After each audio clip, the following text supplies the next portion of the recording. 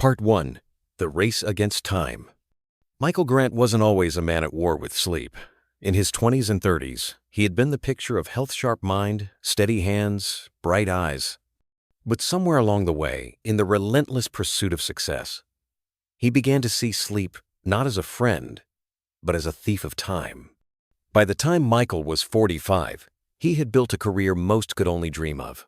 As a neuroscientist at one of the top universities in the country, he had published papers that others cited with admiration. His students spoke of him with respect. His colleagues envied his drive. He was the first to arrive at the lab in the morning, and often the last to leave at night. But at what cost? The beginning of the downward spiral. It started small, as these things always do. A forgotten coffee mug left on the roof of his car. The occasional missed appointment. A sense that his mind, once razor-sharp, was somehow dulled.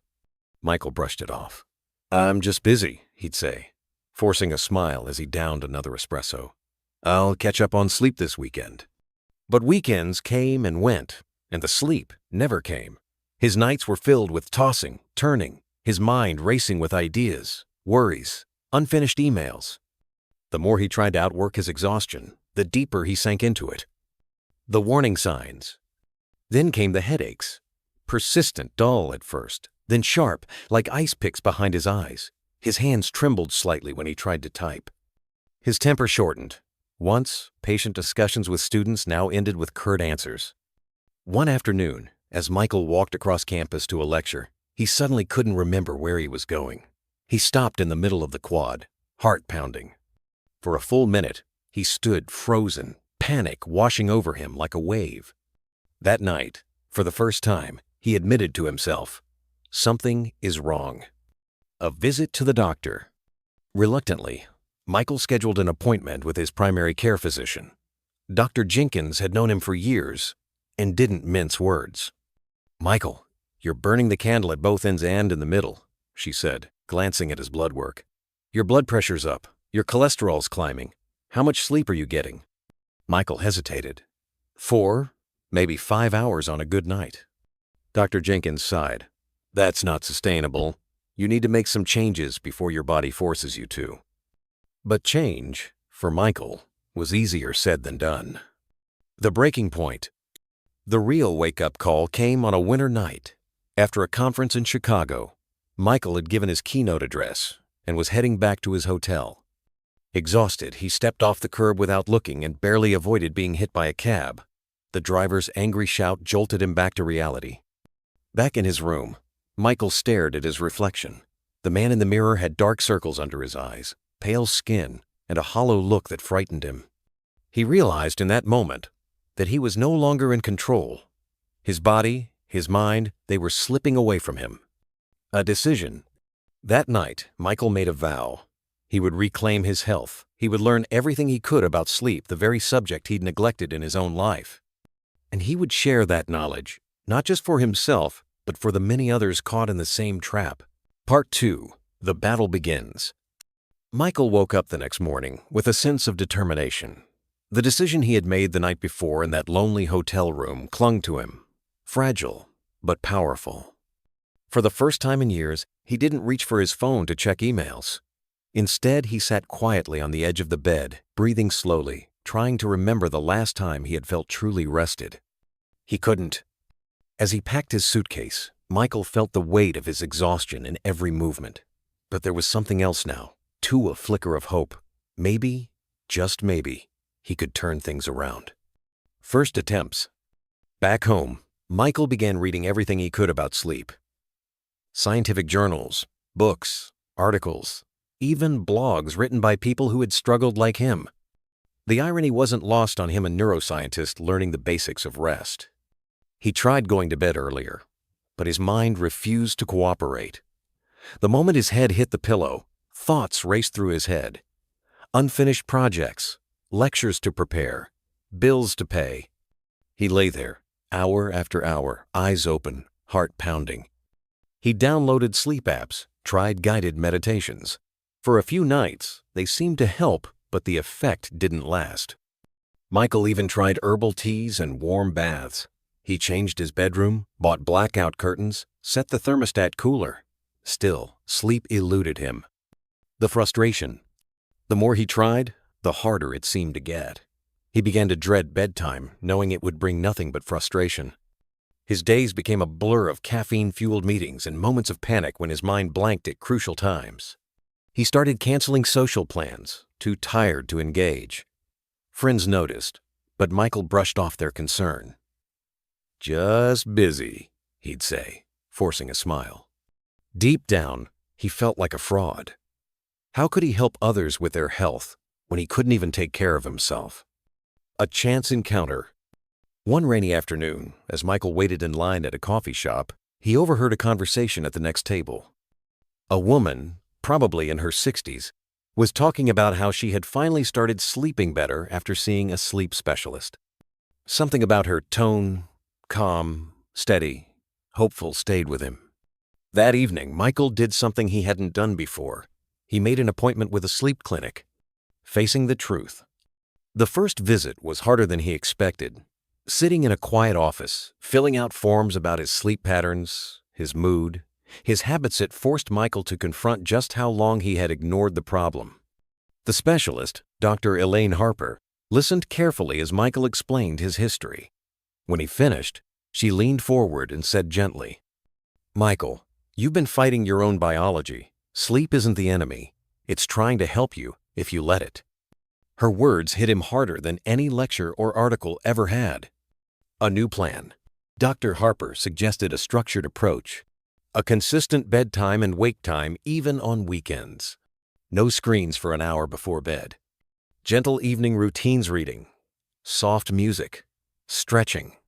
Short daytime walks to help reset his natural rhythms. It sounded simple.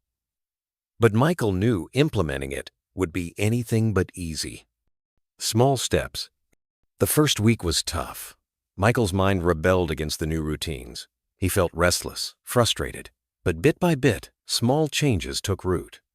He started keeping a journal, writing down worries before bed so they wouldn't circle in his head all night. He took walks after dinner, noticing the changing colors of the sky, the cool evening air on his face.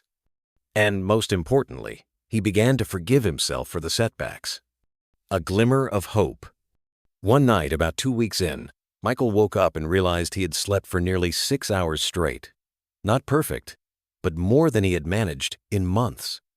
Sitting on the edge of his bed in the early morning light, he felt tears prick at the corners of his eyes, not from sadness, but from relief. For the first time in a long while, he believed rest was possible. Part 3. The Turning Point. Michael's journey toward rest was not a straight path. Even with his new routines, even with the hope sparked by his visit to the sleep clinic, progress came in fits and starts. Some nights were better gentle, quiet, with hours of sleep strung together like pearls on a string. But other nights, old habits crept in. He'd glance at his phone just before bed, telling himself it was just for a minute. That minute would stretch into an hour of reading emails, scrolling news, falling into the trap of endless information. The next morning, he'd feel it in his bones, the weight of fatigue, the fog over his mind. Doubt. There were moments when Michael wondered if change was even possible. Maybe this was just who he was, now a man forever, chasing rest but never catching it. One night, after another sleepless stretch, he sat alone on his porch, watching the stars. The city lights blurred them, but a few bright points pierced the haze. He thought about the millions of people awake at that hour, each carrying their own burdens. It comforted him, somehow, to know he wasn't alone. A deeper realization. During his next session with Dr. Harper, Michael confessed his doubts. "I try so hard," he said quietly, "and still, I fail." Dr. Harper smiled gently. "Michael, this isn't about trying harder. It's about letting go." Her words sank in slowly. Letting go.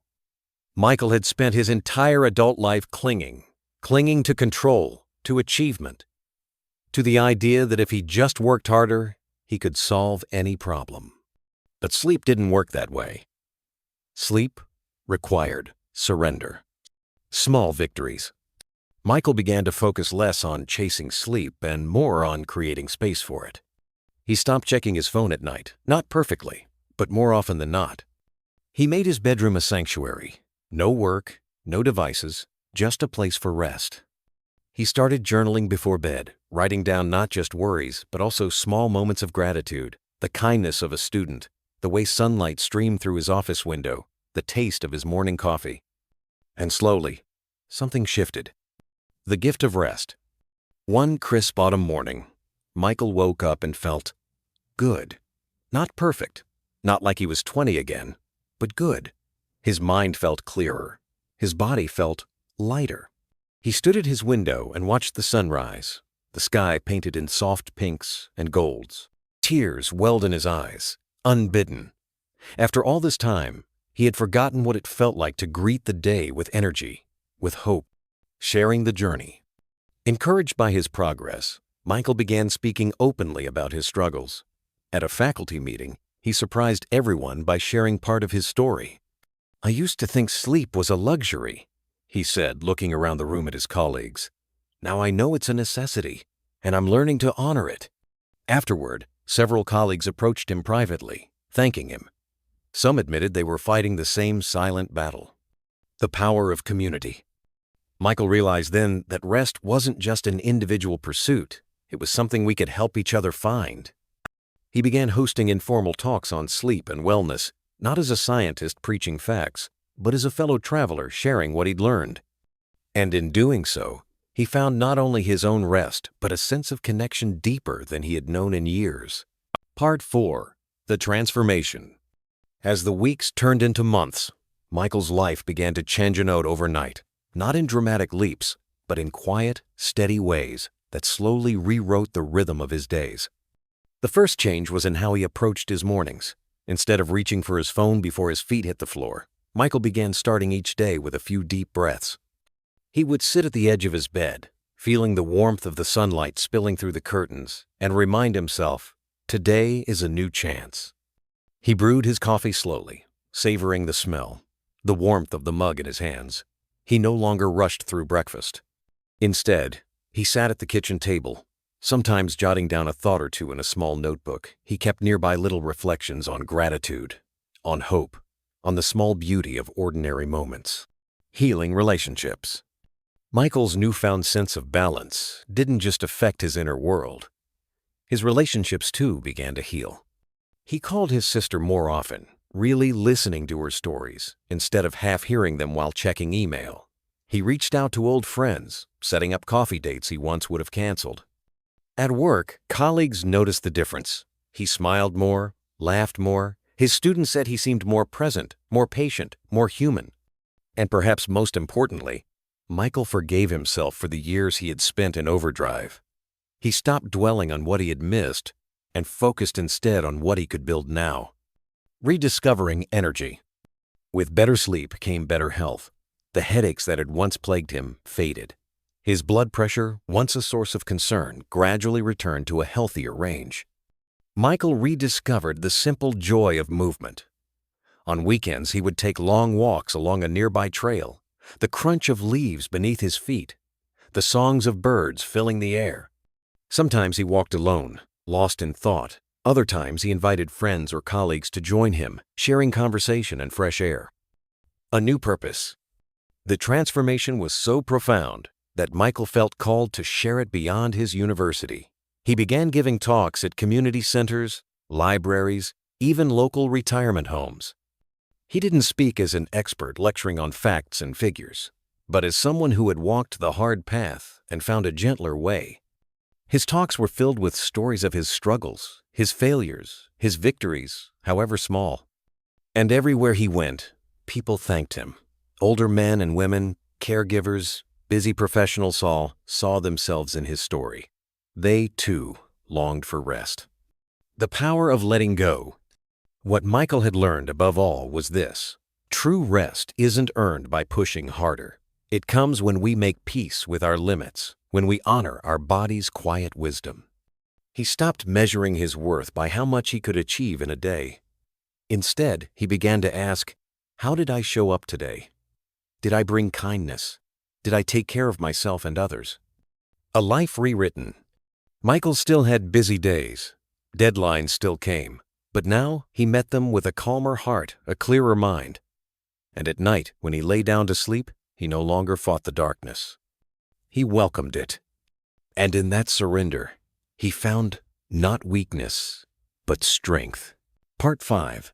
The Legacy.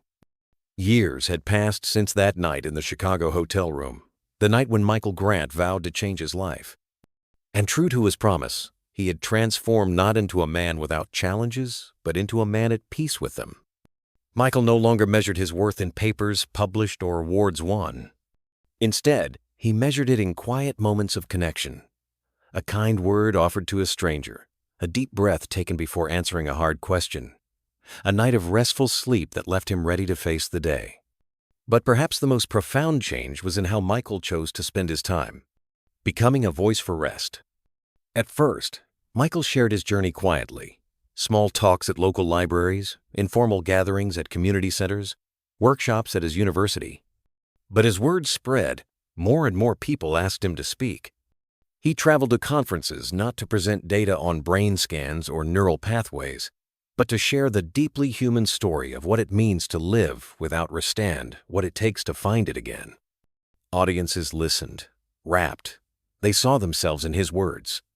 The caregiver up late tending a loved one, the entrepreneur burning the midnight oil, the parent lying awake, worrying over a child. Michael's talks weren't filled with scientific jargon. He spoke plainly, with warmth and humility. Sleep is not a prize you win by working harder, he often said. It's a gift you give yourself when you choose to honor your body. Planting seeds. Michael began writing not research papers, but essays and letters, reflections meant to plant seeds in tired hearts.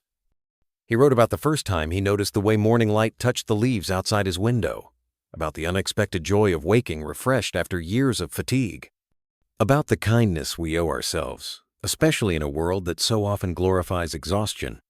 His words found their way into newsletters, blogs, even local newspapers.